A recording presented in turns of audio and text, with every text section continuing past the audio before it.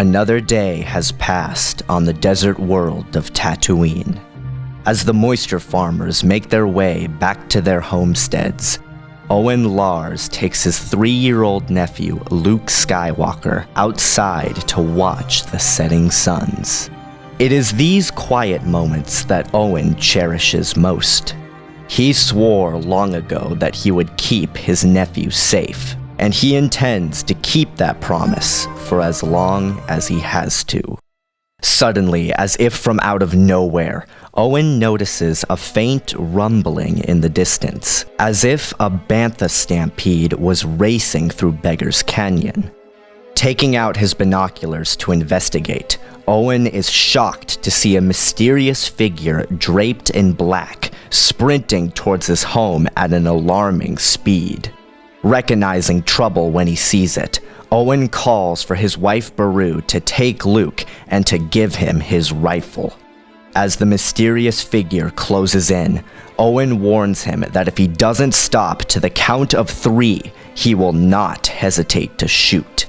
However, the figure continues his stride, as though he didn't even hear the moisture farmer's warning. Foregoing the full 3 count, Owen fires his rifle, but the stranger leaps into the air at impossible speed, avoiding the bolt. Before Owen could fire another shot, the cloaked man reaches out with his hand, and then, to the farmer's surprise, his gun is yanked from his hands by an unseen force and carried into the stranger's awaiting grasp. He then proceeds to brutally smash the rifle into Owen's head, breaking the butt of the gun and putting the farmer down.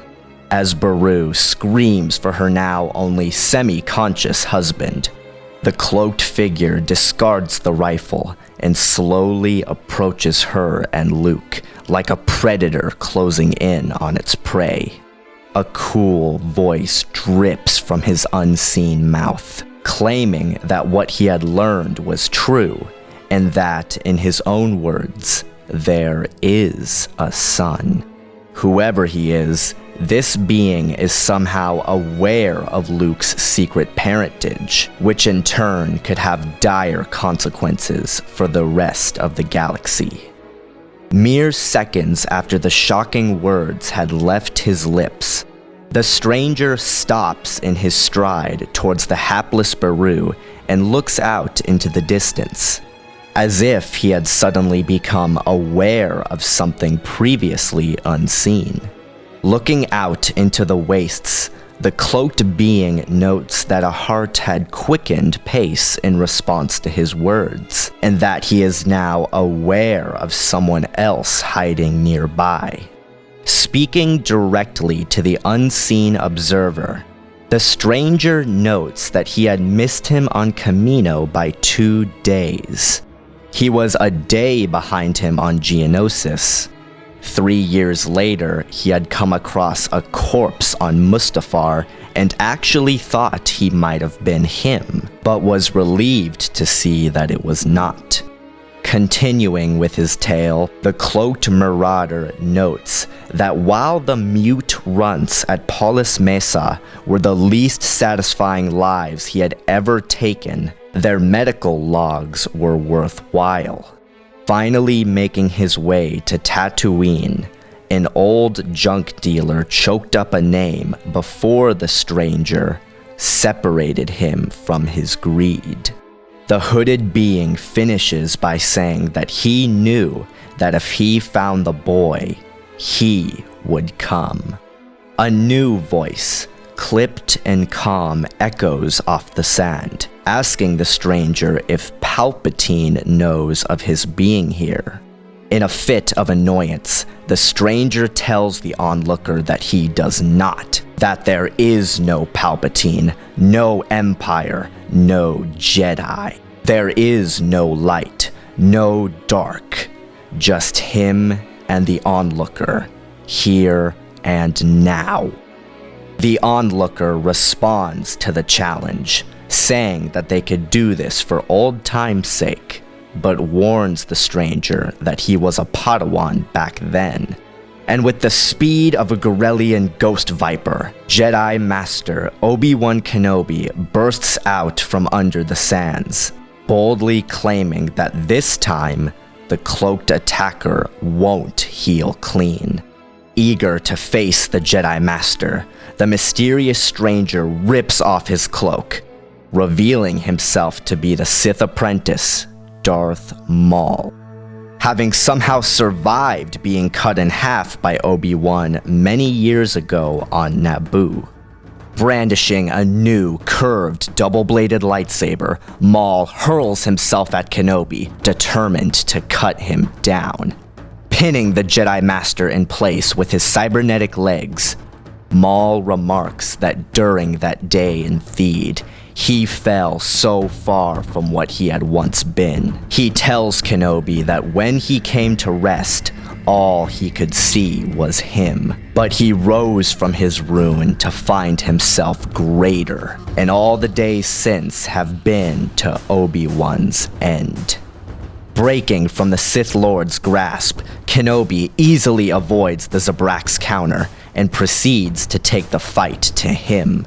When their blades met, Kenobi could see the pure, unadulterated hatred etched into Maul's features. And Maul could see Kenobi's unyielding determination. The world fell away, and in that moment, it was just the two of them. Just Darth Maul and his rage, and Obi-Wan Kenobi and his calm. Winner take all. Pushing their locked blades aside, Kenobi made a slashing motion with his free hand, and in an astonishing display of strength, severed two of the Zabrak's horns from his scalp. Stunned by the force of the blow, Darth Maul backed off. Seeing an opening, Kenobi took a reverse grip on his lightsaber and leapt at the Sith Lord. Regaining some of his footing, Maul attempted to counter the Jedi Master's attack, but it was too late. With but a flick of his wrist, Obi-Wan severs Maul's left arm from his body and continues his strike through the Zabrak's saber staff, splitting it in two. Crying out in pain, Maul kicks Kenobi in the chest with his metal legs, sending the Jedi crashing into a parked speeder. Desperate to continue the fight, Maul calls one of the halves of his damaged weapon to his remaining hand, igniting the blade and spinning around, ready to charge. But he stops cold when he sees what's before him. Obi-Wan Kenobi, who had recovered faster than Maul had expected, was standing before him with the hilt of his lightsaber mere centimeters away from Maul's face. Kenobi hesitated. Maul was at his mercy. With but a flip of a switch, he can put an end to the murderous crusader once and for all. The Zabrak knew of Luke. He couldn't allow him to remain at large. But to end him in cold blood, this was not the Jedi way.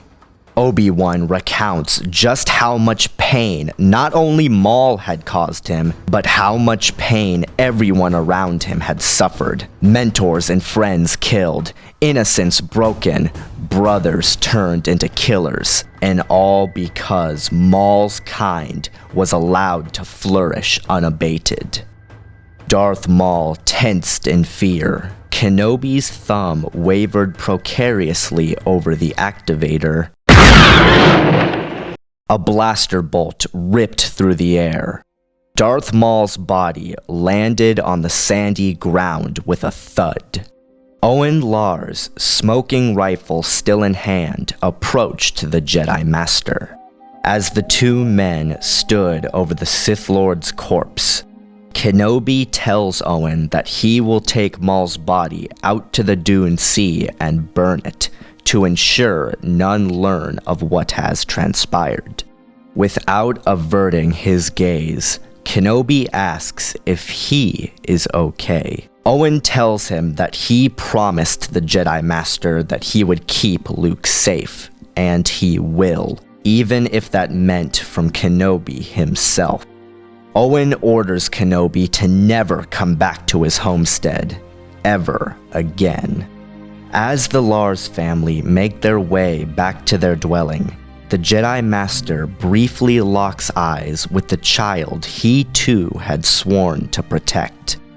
Gathering up the corpse of his old enemy, Obi-Wan Kenobi sends one final telepathic message to the young boy, assuring him not to worry, for he would always be there, even if Luke couldn't see him. Always.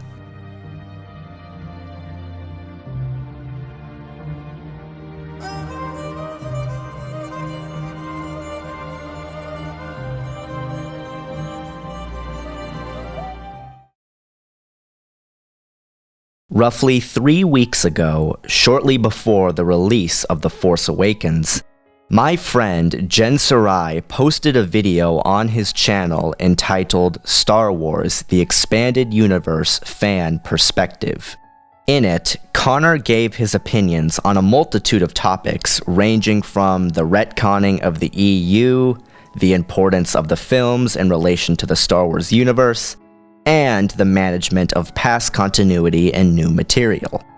As is to be expected when one makes a sort of draw the line in the sand kind of video, you'll have people chomping at the bit to share their opinion on the same topic. Addressing my comment on the video, I stated, among other things, my belief that a work of fiction's canonicity shouldn't be a factor in one's overall enjoyment. With the story Old Wounds released within Star Wars Visionaries being a prime example as far as this line of thinking is concerned. One of the replies to this comment was a user going by the name Xavier Ford asking me to do a video on the Old Wounds comic. And with Versus Series Season 5 officially ending, I thought now would be as good a time as any to talk about this relatively well-known story. As I think I've made quite clear, the story Old Wounds by Aaron McBride, who newer fans may know as the illustrator for the cover of Star Wars Lords of the Sith, is one of my favorite Star Wars short stories, despite its somewhat silly premise and position as a non-canon story. I have always had an interest in the mind and human relationships. In fact, I may or may not be pursuing a psychology major in the near future. And what I feel this story does better than many full canon works is giving us a look at the relationships between certain characters and why they act the way they do. Owen Lars in A New Hope and several other tie-in works is seen as this stern parental figure who keeps Luke on a pretty short leash, wanting him to have nothing to do with the Jedi or the rest of the galaxy.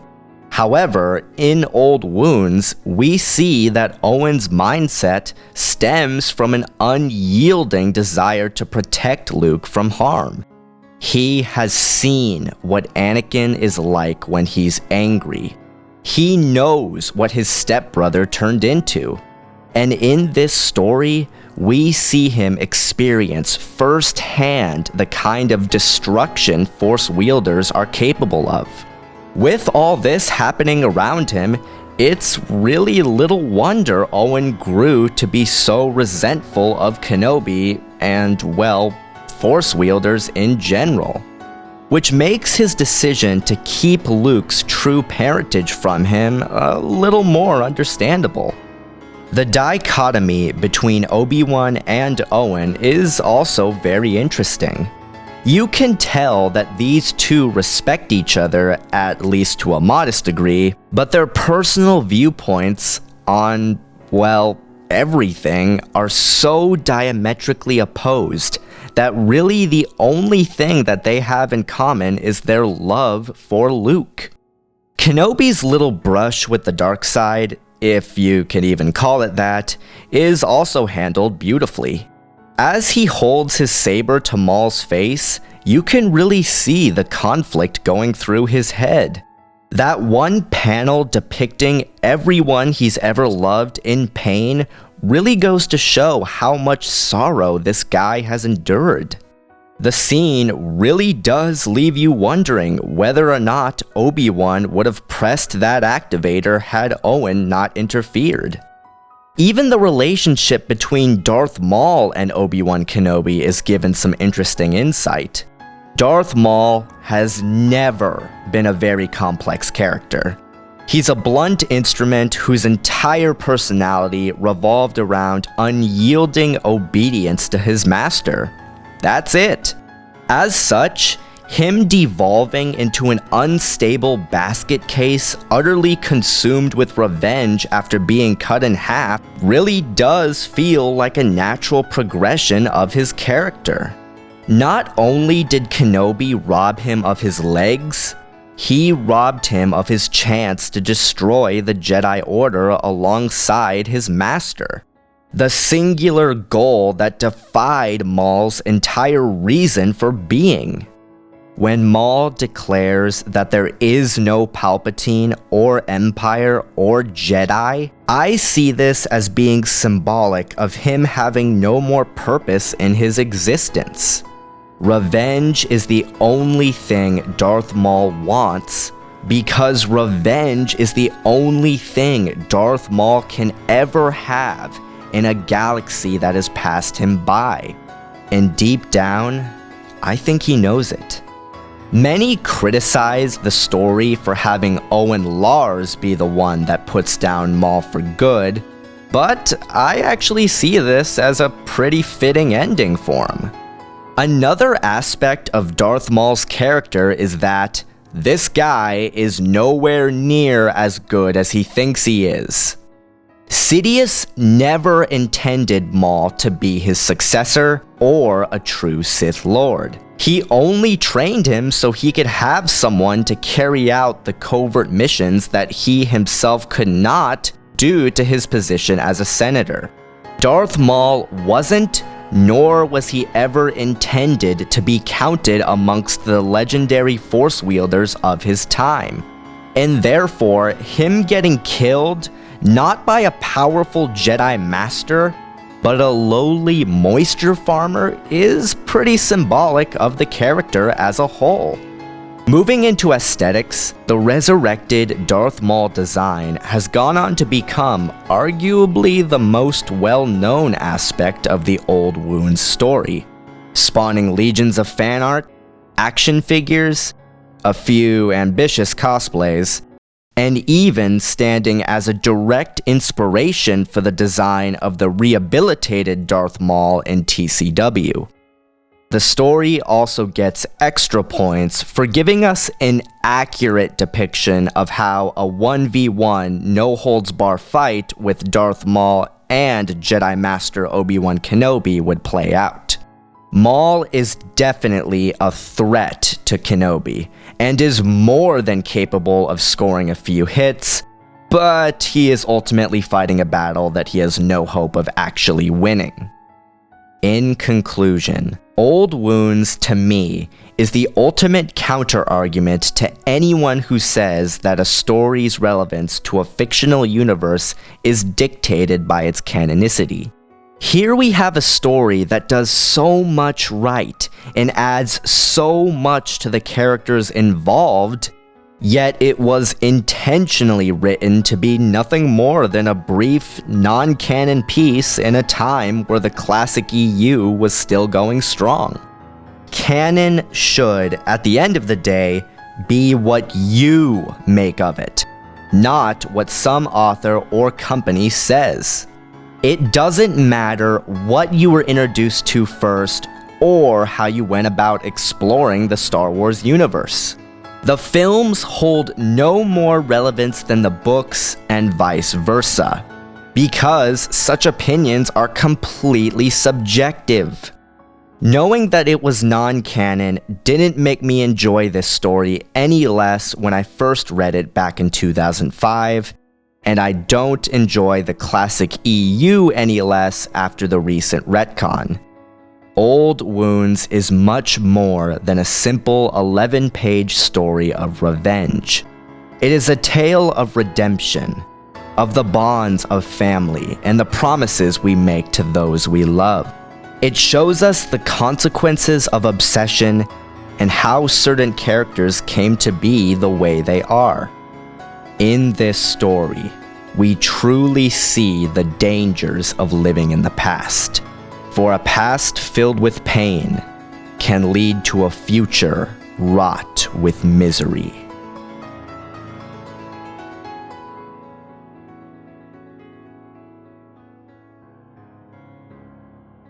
Well guys, I hope you enjoyed this little retrospective on the Old Wound story. Hopefully I've convinced a few of you to check out this story for yourselves, and I'll see you guys later.